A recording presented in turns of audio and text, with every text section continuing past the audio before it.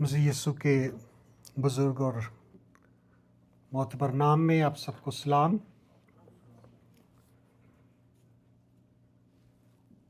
आज दोपहर मैं दो टेक्स्ट में से आपके साथ शेयर करना चाहूँगा। पहला हवाला जो है वो एक तरह से मेरा हेल्पिंग टेक्स्ट होगा। दूसरा हवाला मेन टेक्स्ट है, क्योंकि हम यूहन्ना की इंजील को जारी रखे हुए हैं। सो पहले हम देखेंगे समवेल की किताब, दूसरा समवेल, जिसे हम अंग्रेज़ी में सैमुअल भी कहते हैं, और उसका 15वां बाब और उसकी 21वीं आयत से। 2 सैमुअल चैप्टर 15 और उसकी 21 वर्स 21वीं आयत से। तब ईती ने बादशाह को जवाब दिया, खुदावंद की हयात की और मेरे मालिक बादशाह की जान की कसम, जा कहीं मेरा मालिक बादशाह ख्वाह मरते ख्वाह जीते हुए होगा, वहीं ज़रूर तेरा खादम भी होगा। सो दाऊद ने ईती से कहा, चल पार जा, और जाती ईती और उसके सब लोग और सब नन्हे बच्चे जो उसके साथ थे पार गए, और सारा मुल्क बुलंद आवाज़ से रोया, और सब लोग पार हो गए। और बादशाह यानी कि दाऊद खुद नहरे कदरोन के पार हुआ, और सब लोगों ने पार होकर दश्त की राह ली। दूसरा हवाला, सेकंड टेक्स्ट, मेन टेक्स्ट यूहन्ना की इंजील और उसका 18वां बाब और उसकी पहली 11 आयात। पहला टेक्स्ट जो हमने देखा सुना, उसका कॉन्टेक्स्ट ये है, उसका सियाको सबाक ये है, उसका पस मंज़र ये है कि दाऊद के बेटे अबीसलूम ने दाऊद के ख़िलाफ़ बगावत की और उसके ख़िलाफ़ अपने बाप के ख़िलाफ़ हुआ। एक तरह से उसने कू किया और इसराइल पर हुकूमत करने की कोशिश की और काफ़ी हद तक कर भी ली। लेकिन एक दाऊद का एडवाइज़र या उसका दोस्त अखीतोफेल भी अबीसलूम के साथ इस साजिश में शामिल हुआ, और उसने भी दाऊद को धोखा दिया। दाऊद ने नहरे किदरोन को पार किया और दश्त की राह ली। यरूशलेम और कोहे ज़ैतून के दरमियान ये वादी है, और इस वादी के अंदर एक नाला है जिसे नहर भी कहा जाता है। दाऊद इसे क्रॉस कर कर दश्त की राह लेता है, किदरोन की वादी को, किदरोन के नाले को, किदरोन की नहर को। अब हम दूसरा टेक्स्ट पढ़ते हैं, यूहन्ना उसका 18वां बाब पहली आयत से। यीशु ये बातें कहकर अपने शागिर्दों के साथ किदरोन के नाले के पार गया। वहाँ एक बाग था, उसमें वो और उसके शागिर्द दाखिल हुए, और उसका पकड़वाने वाला यहूदा भी उस जगह को जानता था, क्योंकि यीशु अक्सर अपने शागिर्दों के साथ वहाँ जाया करता था। बस यहूदा सिपाहियों की पलटन और सरदार काहिनों और फरीसियों से प्यादे लेकर मशलों और चिरागों اور ہتھیاروں کے ساتھ وہاں آیا۔ یسوع نے ان سب باتوں کو جو اس کے ساتھ ہونے والی تھی جان کر باہر نکلا اور ان سے کہنے لگا کہ کسے ڈھونڈتے ہو؟ انہوں نے اسے جواب دیا، یسوع ناصری کو۔ یسوع نے ان سے کہا، میں ہی ہوں۔ اور اس کا پکڑوانے والا یہودا بھی ان کے ساتھ کھڑا تھا۔ اس کے یہ کہتے ہی کہ میں ہی ہوں، وہ پیچھے ہٹ کر زمین پر گر پڑے۔ پس اس نے ان سے پھر پوچھا کہ تم کسے ڈھونڈتے ہو؟ انہوں نے کہا، یسوع ناصری کو۔ یسوع نے جواب دیا، میں تم سے کہہ چکا کہ میں ہی ہوں۔ اگر مجھے ڈھونڈتے ہو تو انہیں جانے دو۔ یہ اس نے اس لیے کہا کہ اس کا وہ قول پورا ہو کہ جنہیں تو نے مجھے دیا، میں نے ان میں سے کسی کو بھی نہ کھویا۔ پس شمعون پطرس نے تلوار جو اس کے پاس تھی کھینچی اور سردار کاہن کے نوکر پر چلا کر اس کا دہنا کان اڑا دیا۔ اس نوکر کا نام ملخص تھا۔ یسوع نے پطرس سے کہا، تلوار کو میان میں رکھ۔ جو پیالہ باپ نے مجھ کو دیا، کیا میں اسے نہ پیوں؟ میرے عزیزو، یہاں پر ہم دیکھتے ہیں یہ وقت ہے خداوند یسوع مسیح کے گرفتار ہونے کا۔ اب سے کچھ دنوں کے بعد، کچھ دیر بعد خداوند یسوع مسیح کو صلیبی موت دی جائے گی۔ دس از دا اریسٹ آف جیزس کرائسٹ۔ پہلی چیز کہ خداوند یسوع مسیح اپنے شاگردوں کے ساتھ کدرون کے نالے کو پار کرتے ہیں۔ اس نالے کا نام ظاہر کرتا ہے گدلا، گندا، گہرا نالا، مرکی واٹرز۔ اور اس کی خاصیت یہ تھی اس نالے کی کہ اس نالے کے تھرو بروں اور بچھڑوں اور بیلوں بروں کا خون جو تھا وہ ڈرین کیا جاتا تھا۔ یہ اٹیچ تھا نالا ہیکل کے ساتھ۔ اور ہم یہ جانتے ہیں کہ یہ خداوند یسوع مسیح کا اریسٹ، یہ وہ وقت ہے جب عید فصح منائی جا رہی تھی۔ خداوند نے پرانے عہد نامے میں اسرائیلیوں کو 3 عیدیں منانے کا حکم دیا تھا۔ پہلی عید عید فصح، دوسری عید عید خیام، اور تیسری عید عید پینتیکوست۔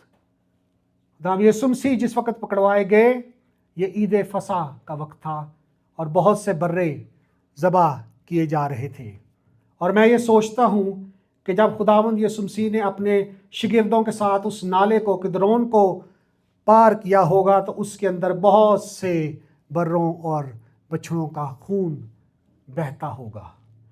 لیکن شاگرد یہ نہیں تھے جانتے کہ جس کے ساتھ آج ہم یہ نالا پار کرنے کو ہیں، یہ نہر پار کرنے کو ہیں، یہ وہی ہے جو آج ہمارے گناہوں کی مخلصی کے لیے اپنی جان دے گا اور صلیب پر چڑھے گا۔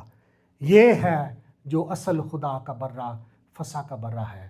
یوحنا نے کہا تھا کہ دیکھو، یہ ہے خدا کا برہ جو تمام دنیا کا گناہ اٹھا لیے جاتا ہے۔ اور خدا یسوع مسیح اس نالے کو اپنے شاگردوں کے ساتھ پار کرتے ہیں۔ ایک اور بات بڑی نمایاں جو یہاں پر نظر آتی ہے وہ یہ ہے کہ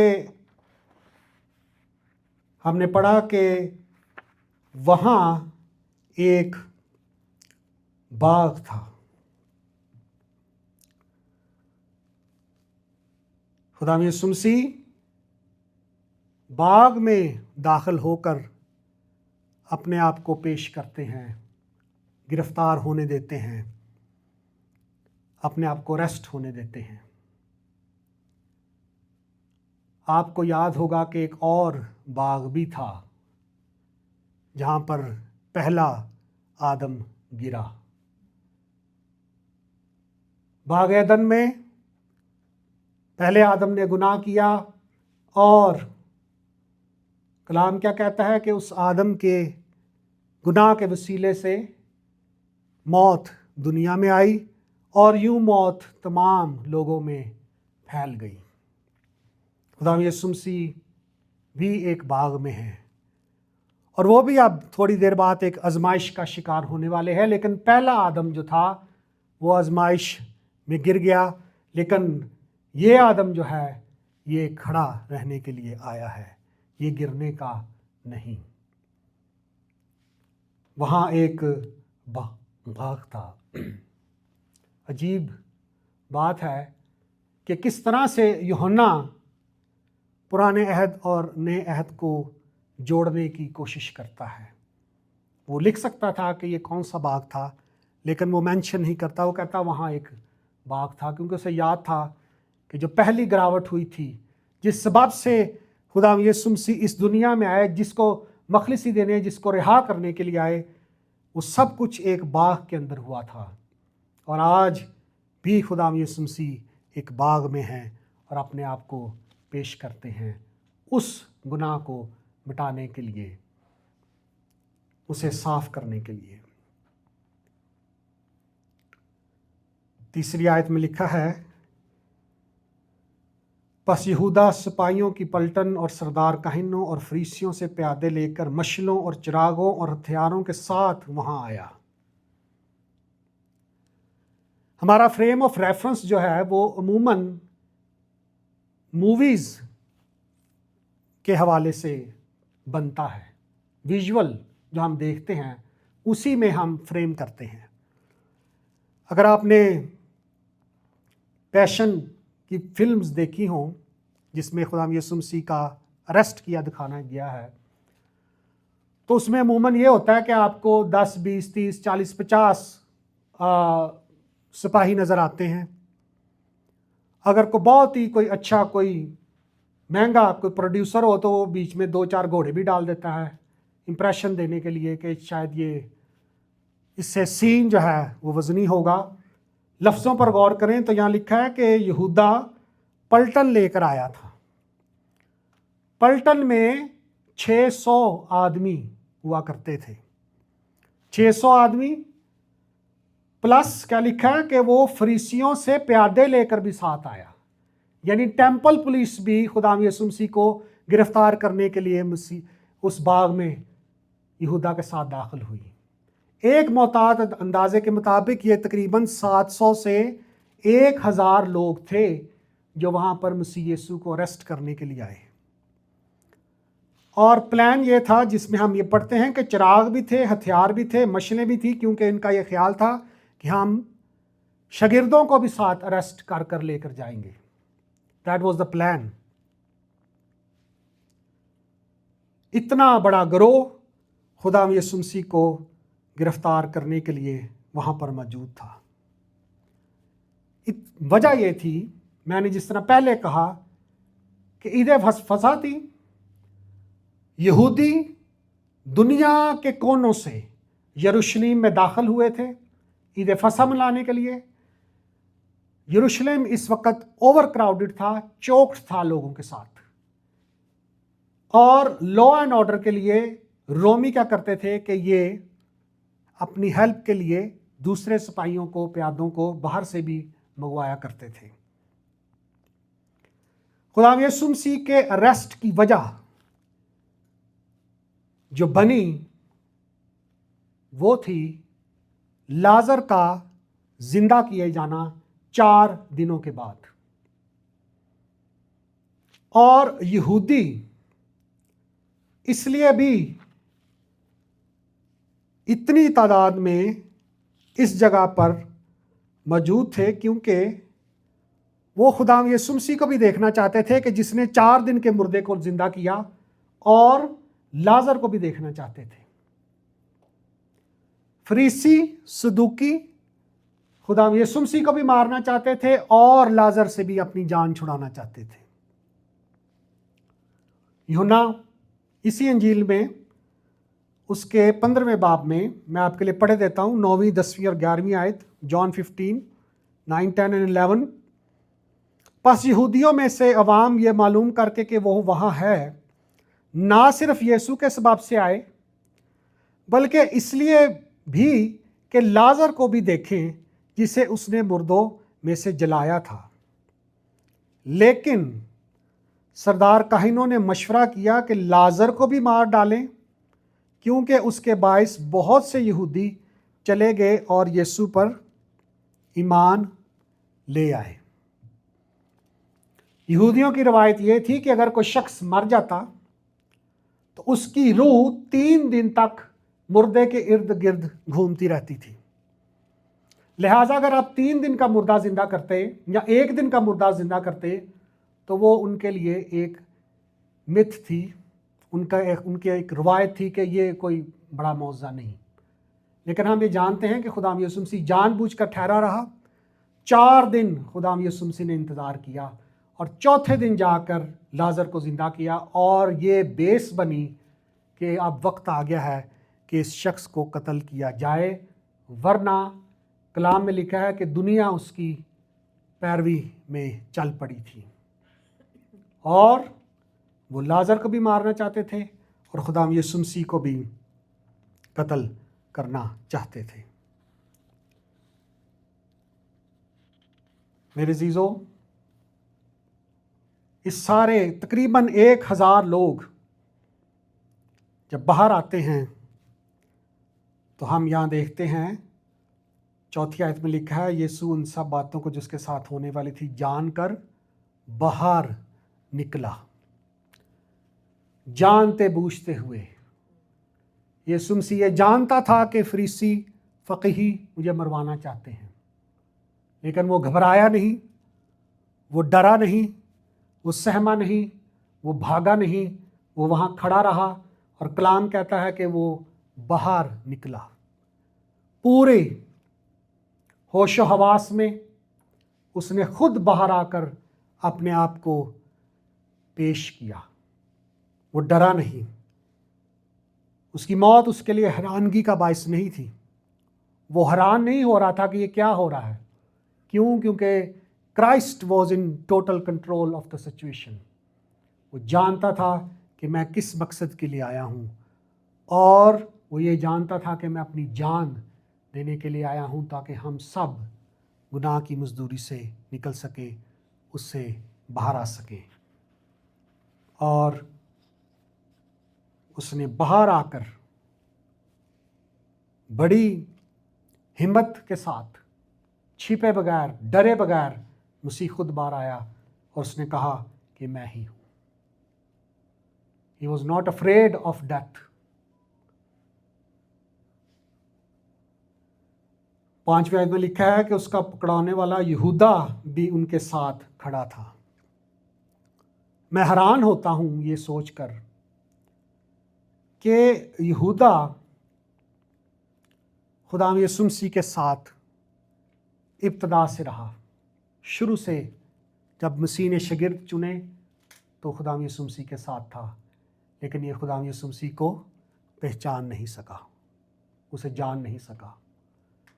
لوکا کی انجیل میں لکھا ہے کہ خدا یسوع مسیح نے جب ان 12 شاگردوں کو 2 کے گروپ میں بھیجا تو وہاں پہ بہت سے معجزات ہوئے تھے، بہت سے لوگوں نے شفا پائی، بدروؤں کے جکڑے ہوئوں نے شفا پائی، لیکن ان تمام معجزات کے باوجود یہودا کی زندگی میں ہم دیکھتے ہیں کوئی تبدیلی نہیں آئی، یہ ویسے کا ویسے ہی رہا اور مسیح کے پکڑوانے کا باعث بنا۔ وہ مسیح کو پہچان نہیں سکا۔ ایک خاتون تھی، وہ ہر کرسمس پر اپنے سسر کو، جو کہ ریٹائرڈ ملٹری آفیسر تھا، 500 600 پزلز کا ایک جگ سو پزل دیا کرتی تھی، 500-600 ٹکڑے ہوا کرتے تھے، انہیں جوڑ کر ایک تصویر بنانی پڑتی تھی، کافی بڑا پزل، جگ سو پزل. اور اس کا سسر انتظار کیا کرتا تھا کرسمس کا کہ میری بہو اس کرسمس پہ مجھے کون سا پزل دے گی. تو اس نے پزل دیا اور 500 پیس کا پزل اس آدمی نے تیار کر لیا، لیکن ایک پیس ابھی جو تھا اس میں مسنگ رہ گیا، وہ شاید گم گیا یا شاید باکس میں نہیں آیا. انہوں نے مینوفیکچرز کو کال کرنے کی کوشش کی، لیکن وہ پزل کا جو پیس تھا اگر وہ جڑ جاتا، لگ جاتا تو تصویر مکمل ہو جانی تھی، اور وہ نہیں مل سکا، وہ تصویر نامکمل ہی رہی. تو ایک کامنٹیٹر ہے، وہ کہتا ہے کہ یہودا اسکریوتی کی زندگی بھی ایسی تھی کہ وہ ایک پزل جو تھا کہ مسیح نے اپنی جان دینی ہے، وہ پزل اس کی زندگی سے مسنگ رہا، وہ تصویر کو مکمل نہیں کر سکا، خدا یسوع مسیح کو مکمل طور پر جان نہیں سکا، اور اس کی زندگی میں مسیح داخل نہیں ہو پایا. اور اس نے، ہم جانتے ہیں کہ اپنے آپ کو سوئسائڈ کے وسیلے اس نے اپنی جان دی. مسنگ پیس رہا اس کی زندگی میں. اس کا یہ خیال تھا کہ جو شخص معجزات کر رہا ہے، 4 دن کے مردے کو زندہ کرتا ہے، 5 سے 10 ہزار لوگوں کو کھانا کھلاتا ہے، کہ یہی ہے جو آ کے رومی حکومت کو الٹ پلٹ دے گا. اور بہت سے یہودی اسی لیے بھی یروشلم میں آئے کہ انہوں نے یہ امید لگا رکھی تھی کہ یہی شخص ہے جو ہمیں رومی حکومت سے نجات دے گا. یہودا بھی اسی خوش فہمی اور غلط فہمی کا شکار رہا، اور وہ پیس اس کی زندگی سے مسنگ رہا.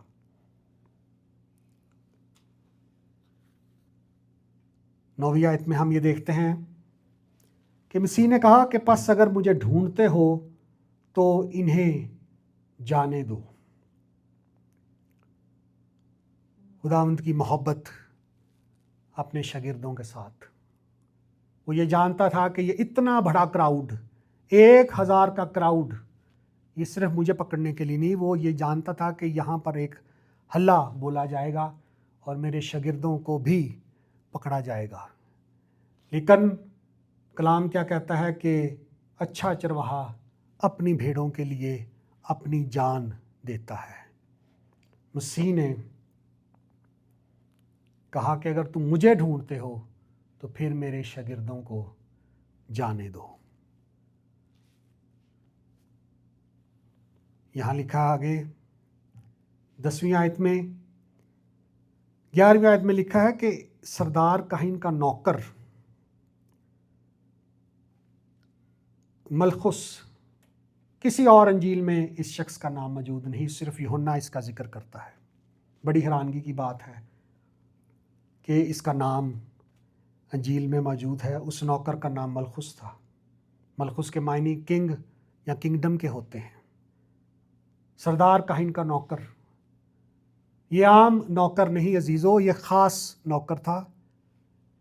اس زمانے میں جب سیل فونز نہیں ہوا کرتے تھے، ایک شخص آگے جایا کرتا تھا مین جو گرفتاریاں تھیں ان کے لیے، تاکہ سردار کاہن کو واپس آ کے سارا رپورٹ دے سکے، اسے سارا حوال بتا سکے.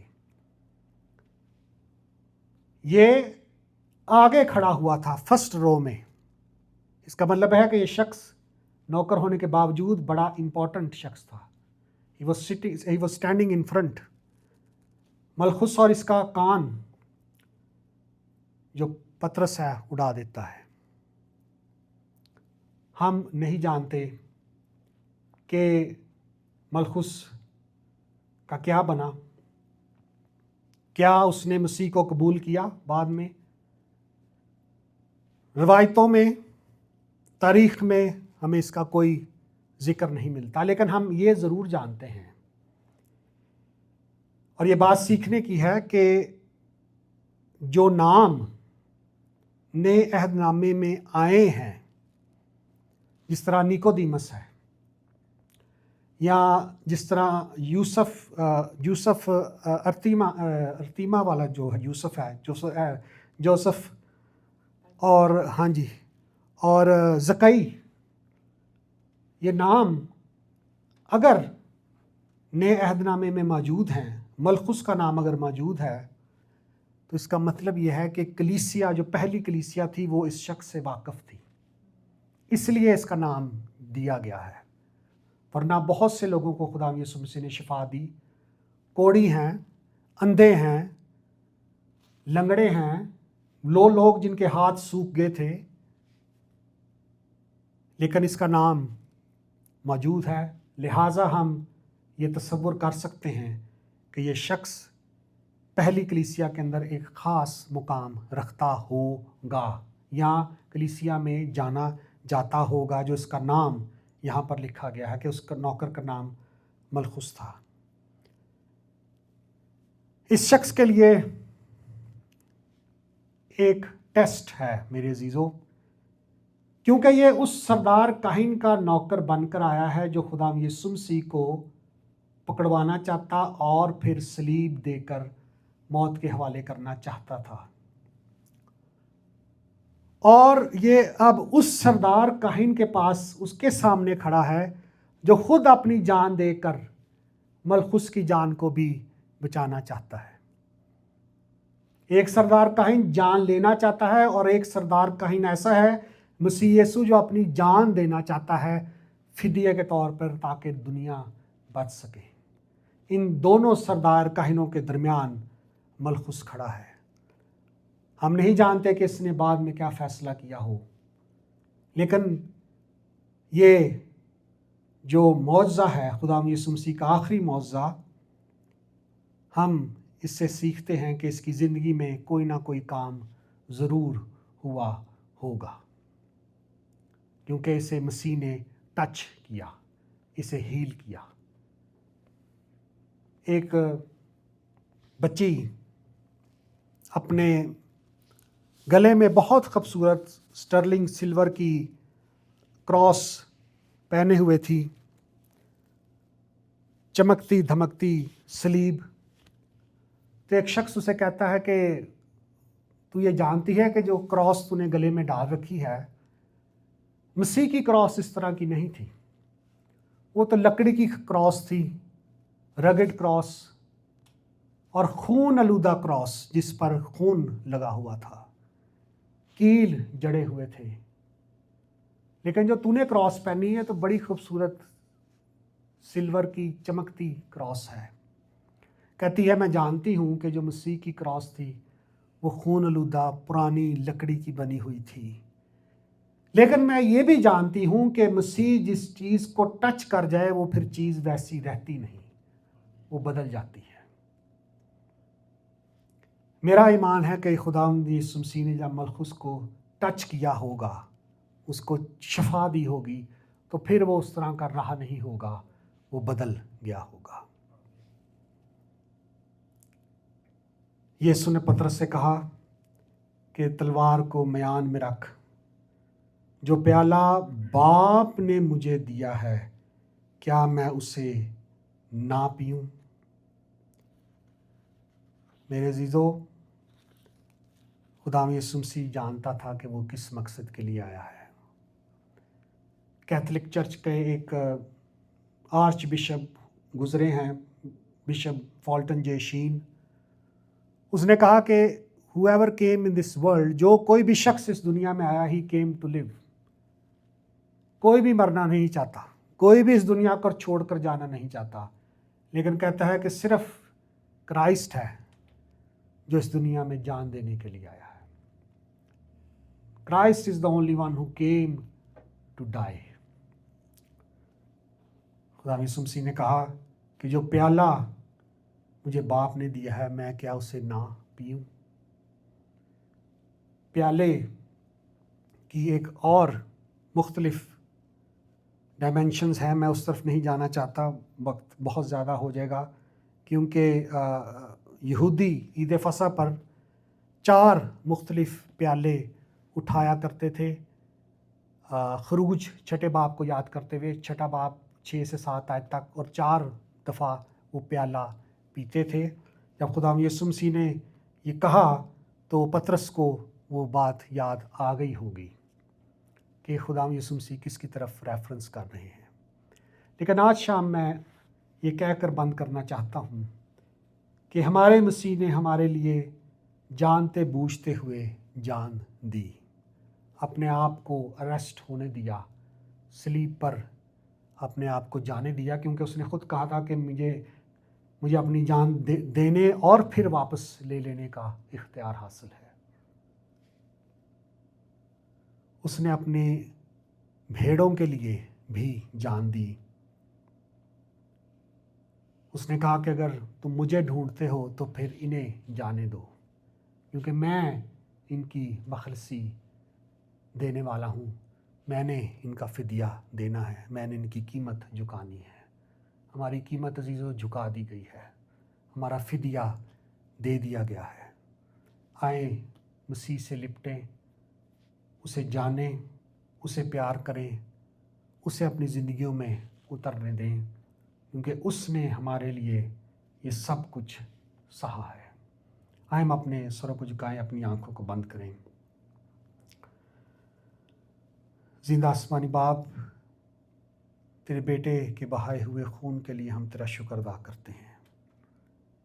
اس خون کے وسیلہ سے ہمیں ابدی زندگی ملتی ہے۔ خداوند، اپنے کلام کے وسیلہ سے ہم سب کو برکت دے، ہم سب سے بات کر اور تیری مصلوبیت کا بھید ہم میں سے ہر ایک کے اندر اترے اور ہم اسے اور زیادہ جان سکیں، اس سے اور زیادہ واقفیت حاصل کر سکیں، تجھے اور زیادہ جان سکیں، تیری موت، صلیبی موت کو اور زیادہ جان سکیں۔ مسیح یسوع کے نام میں مانگتے ہیں، آمین۔